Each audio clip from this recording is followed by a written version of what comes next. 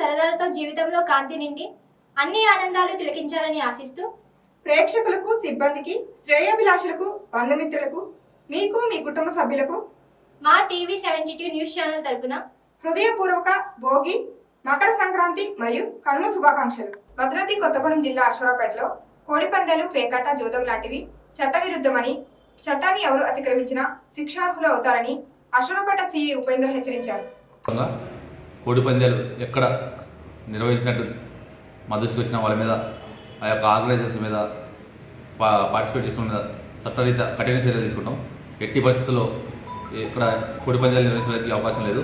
అదేవిధంగా మన దగ్గర నుండి ఎవరైనా కోళ్ళు తీసుకొని ఆంధ్రాకి కూడా వెళ్ళడానికి అనుమతులు లేవు. ఎవరైనా వెళ్ళినంత చేస్తే వాళ్ళు ఖచ్చితంగా బైండ్ అవుట్ చేస్తాం.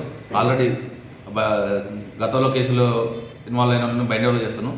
ఎట్టి పరిస్థితుల్లో ఈ సంక్రాంతి సందర్భంగా మీరు ఈ యొక్క జూదాన్ని, చట్ట వ్యతిరేకమైన జూదాన్ని ఆడి మీ యొక్క కుటుంబాలు గుల్ల చేసుకోకుండా చూసుకోవాలి.